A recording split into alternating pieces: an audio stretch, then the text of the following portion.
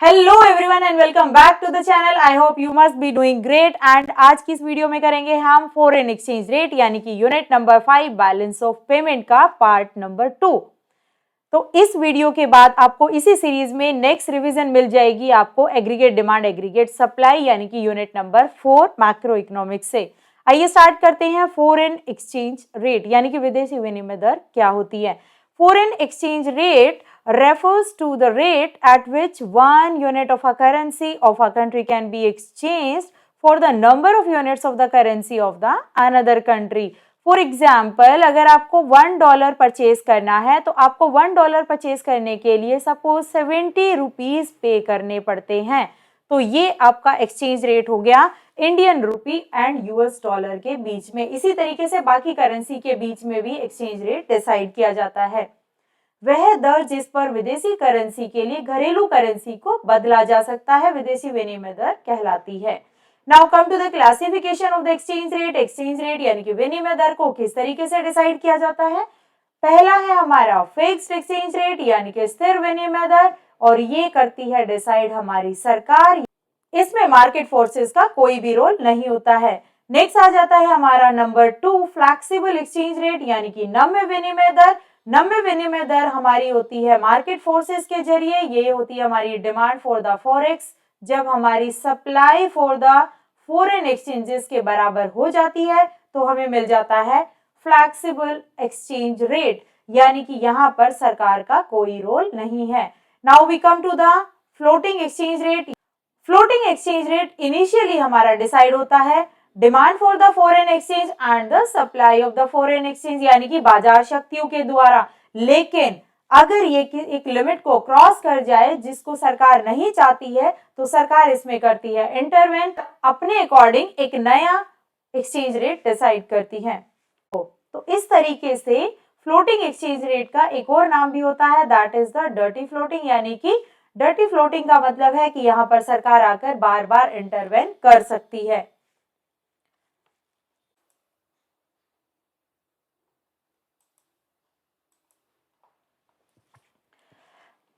Now we come to the determination of the equilibrium exchange rate. Now we come to the determination of equilibrium exchange rate यानी कि जब भी हम Now we come to the determination of the equilibrium exchange rate यानी कि जब भी हम फ्लेक्सिबल एक्सचेंज रेट की बात करते हैं। फ्लेक्सिबल एक्सचेंज रेट जो हमने नंबर 2 पे किया था तो हम डिसाइड करते हैं। तो जब भी हम फ्लेक्सिबल एक्सचेंज रेट की बात करते हैं तो हम बात करते हैं कि फ्री मार्केट के अंदर मार्केट फोर्सेस किस तरीके से हमारा विनिमय दर डिसाइड करेंगी। तो आइए देखते हैं ग्राफ में। ये जो कर्व है हमारा ये है demand for the foreign exchanges. ये कर्व रहेगा हमारा supply for the foreign exchanges, और ये दोनों कर्व एक दूसरे को जहां इंटरसेक्ट करेंगी ये पॉइंट कहलाता है हमारा point of equilibrium, E point. इस पॉइंट के जस्ट सामने आपका रहेगा रेट ऑफ एक्सचेंज, यानी कि ये हो गया हमारा एक्सचेंज रेट। इस तरीके से ये हमारा बन गया फॉरेन एक्सचेंज रेट को डिसाइड करने के लिए ग्राफ। और इस ग्राफ को जब भी आप एग्जाम में बनाएंगे तो इसके साथ इसकी एक्सप्लेनेशन भी जरूरी है। Now we come to the foreign exchange market. Foreign exchange market यानी कि विदेशी विनिमय बाजार, ये वो बाजार है जहां पर डिफरेंट कंट्रीज की अलग अलग करेंसीज आकर एक दूसरे के साथ डील करती हैं। यानी कि foreign exchange market refers to the market for the national currencies of the different countries of the world. विदेशी विनिमय बाजार वह बाजार जिसमें विश्व के विभिन्न देशों की राष्ट्रीय करेंसीज यानी कि यहाँ पे मुद्रा की बात हो रही है, इसको बेचा व खरीदा जाता है, विदेशी विनिमय बाजार कहलाता है। Now we come to the functions. यह ट्रांसफर फंक्शन यानी कि परचेसिंग पावर को ट्रांसफर करने का काम करती है। नेक्स्ट है हमारा क्रेडिट फंक्शन यानी कि ये साख का कार्य करती है डिफरेंट ट्रेडर्स एंड बिजनेसेस के लिए। And the last one is the hedging function यानी कि जोखिम से बचाव। हेजिंग एक तरीके का एक रिस्क मैनेजमेंट स्ट्रेटेजी है जो ये ट्रेडर और बिजनेसेस जो हैं ऑप्ट करते हैं। ये किस लिए ऑप्ट किया जाता है, ताकि फ्यूचर में जो भी अनफेवरेबल सिचुएशंस आए उससे अपने जोखिम को कम से कम, अपने लॉस, अपने नुकसान को कम से कम रख पाएंगे। इससे अभिप्राय विदेशी विनिमय दर में होने वाले उतार चढ़ाव का जोखिम से बचाव करना है और विदेशी विनिमय दर को विदेशी विनिमय की भावी पूर्ति के लिए बंद कर दिया जाता है।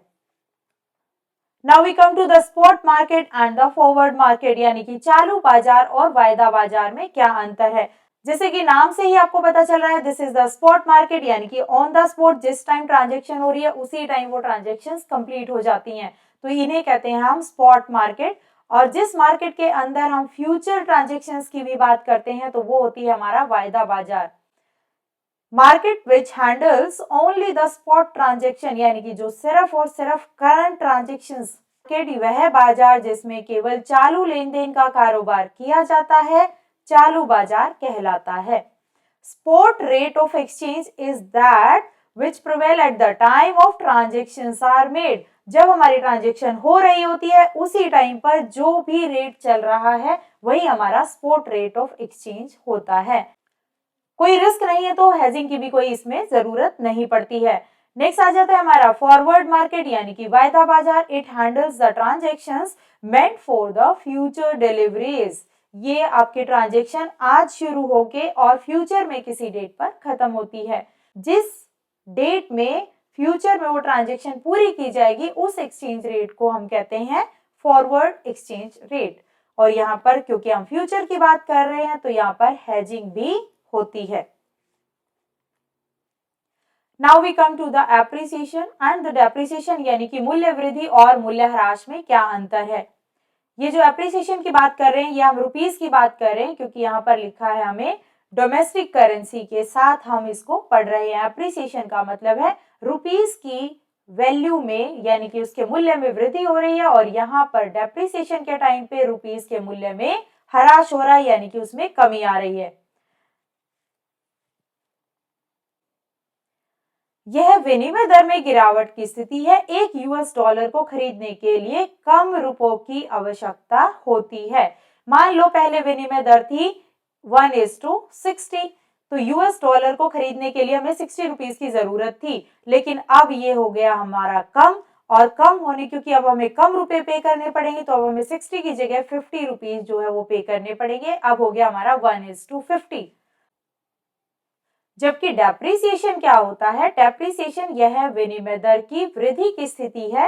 एक यूएस डॉलर को खरीदने के लिए अधिक रुपयों की आवश्यकता होती है। यहाँ पे देखो लिखा हुआ है अधिक रुपयों की आवश्यकता होती है। पहले हमें एक डॉलर को खरीदने के लिए 60 रुपीज पे करने पड़ते थे, अब क्योंकि उसमें वृद्धि हो गई तो इस तरीके से ये हो गया हमारा 60 की जगह अब हमें 70 रुपीज पे करने पड़ेंगे $1 को परचेज करने के लिए। नेक्स्ट पढ़ेंगे हम रीजन, यानी कि क्या कारण है कि हमारी जो डोमेस्टिक करेंसी है यानी कि रुपीस है उसके अंदर एप्रिसिएशन होता है। एप्रिसिएशन होने के दो कारण हो सकते हैं, यहाँ पर विदेशी विनिमय की पूर्ति में वृद्धि और विदेशी विनिमय की मांग में कमी। अब जब भी विदेशी विनिमय आप पढ़ोगे तो इसको आप डॉलर के साथ कोरिलेट कर लेना, आपको बहुत इजीली समझ में आ जाएगा कि आपका अगर डॉलर की पूर्ति में वृद्धि हो रही है, यानी कि डॉलर की सप्लाई अगर हमारी मार्केट में बढ़ रही है, सप्लाई बढ़ने से उसका प्राइस कम हो जाएगा, उसका प्राइस कम होने की वजह से हमारी डोमेस्टिक करेंसी का प्राइस बढ़ जाएगा। नेक्स्ट है प्रभाव, यानी कि क्या इंपैक्ट होगा इस एप्रिसिएशन का। एप्रिसिएशन का मतलब हमारे रुपीस की वैल्यू यहाँ पर बढ़ गई थी। रुपीस की वैल्यू बढ़ने से हमारी चीजें जो है इंटरनेशनल मार्केट में फॉरेनर्स के लिए कॉस्टली होंगी, और कॉस्टली होने की वजह से हमारी चीजों की डिमांड कम होने लगेगी। हमारी चीजों की डिमांड कम होने की वजह से हमारे एक्सपोर्ट्स कम हो जाएंगे। हमारे एक्सपोर्ट कम होने का मतलब है निर्यातों में कमी और आयातों में वृद्धि हो जाएगी। रुपीस की वैल्यू कम होने की वजह से हमारे निर्यात बढ़ जाएंगे और आयातों में कमी आ जाएगी। Next we come to the depreciation and the devaluation. Depreciation के अंदर भी हमारी रुपीस की वैल्यू कम हो रही है और डीवैल्यूएशन के अंदर भी हमारे रुपीस की वैल्यू जो है वो कम हो रही है, लेकिन फिर भी ये दोनों एक दूसरे से अलग हैं। रीजन ये है कि ये जो डेप्रिसिएशन है ये हमारा डिमांड एंड सप्लाई काम करती है यहाँ पर, और डीवैल्यूएशन के अंदर हमारी सरकार काम करती है। डेप्रिसिएशन में करेंसी का मूल्य ह्रास तब होता है जब किसी करेंसी का मूल्य अंतर्राष्ट्रीय मुद्रा बाजार में पूर्ति तथा मांग की बाजार शक्तियों के कारण कम किया जाता है। यानी कि यहाँ पर काम कर रही है हमारी मार्केट फोर्सेस, तो इसके अंदर सरकार का कोई भी रोल नहीं होता है। Next is the devaluation. Devaluation हमारा होता है अवमूल्यन। अवमूल्यन करती है सरकार। तो तब ये होता है जब घरेलू करेंसी का मूल्य विनिमय दर को बढ़ाकर सरकार द्वारा जानबूझकर कम किया जाता है, deliberately done by the government. यहाँ पर बाजार शक्तियों का कोई भी रोल नहीं होता है। नेक्स्ट उसी का ऑपोजिट है जो भी हमने किया था, एप्रिसिएशन के अंदर हमारे रुपीस की वैल्यू बढ़ जाती है और रीवैल्यूएशन के अंदर भी हमारे रुपीस की वैल्यू बढ़ जाती है। जब रीवैल्यूएशन होता है सरकार करती है इसे, और इसे हम कहते हैं पुनर्मूल्यन, और एप्रिसिएशन जो होता है ये हमारी करती है demand and supply in the international monetary market.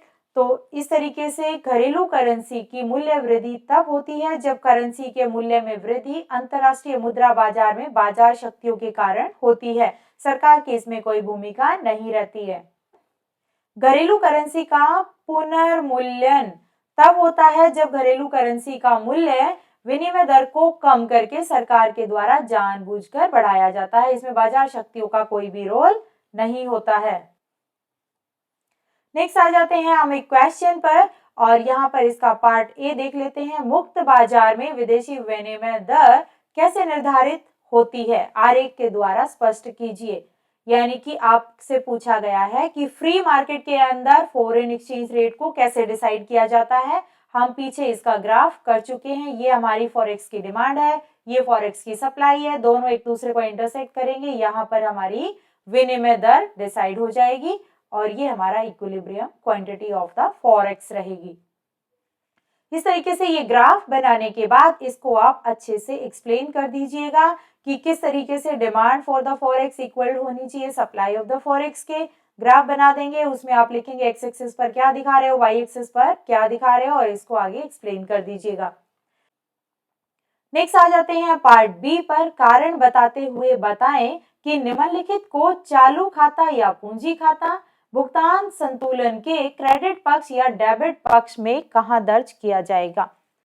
इसका फर्स्ट पार्ट है मशीनरी का आयात, यानी कि मशीन का आयात जब हम करते हैं तो मशीन जो है हमारी एक वस्तु है और ये जाएगा हमारा चालू खाते के अंदर यानी कि करंट अकाउंट के अंदर। आयात जब हम कर रहे हैं तो मशीनरी हमारी कंट्री के अंदर आई और उसके बदले में हमारे यहाँ से गए फॉरेक्स बाहर। फॉरेक्स बाहर जाने का मतलब है ये है हमारा आउटफ्लो। अगर ये आउटफ्लो है तो हम इसकी एंट्री करेंगे on the side of debit, यानी कि डेबिट पक्ष पर इसकी एंट्री हो जाएगी। नेक्स्ट है विदेशों में निवेश, यानी कि विदेशों में निवेश होने का मतलब है कि फॉरेन कंट्रीज में हम निवेश कर रहे हैं, इन्वेस्टमेंट कर रहे हैं। तो यही से पता चल रहा है यहाँ पर हो रहा है आउटफ्लो, और आउटफ्लो होने का मतलब है ये जाएगा हमारा डेबिट पक्ष में, यानी कि on the side of debit. और क्योंकि ये इन्वेस्टमेंट है, निवेश है, तो हमें पता है ये जाएगा हमारा कैपिटल अकाउंट यानी कि पूंजी खाते के अंदर। यहाँ पर एक क्वेश्चन और बन जाता है कि अगर ये विदेशों में की जगह विदेशों से अगर होता तो विदेशों से का मतलब है कि हमारे निवेश बाहर से हमारी कंट्री के अंदर आ रहे हैं। आने का मतलब है ये है हमारा इनफ्लो, और इनफ्लो होने का मतलब क्या है कि हम इसकी एंट्री करेंगे क्रेडिट साइड पर, क्रेडिट साइड पर करेंगे और पूंजी खाते के अंदर ही करेंगे।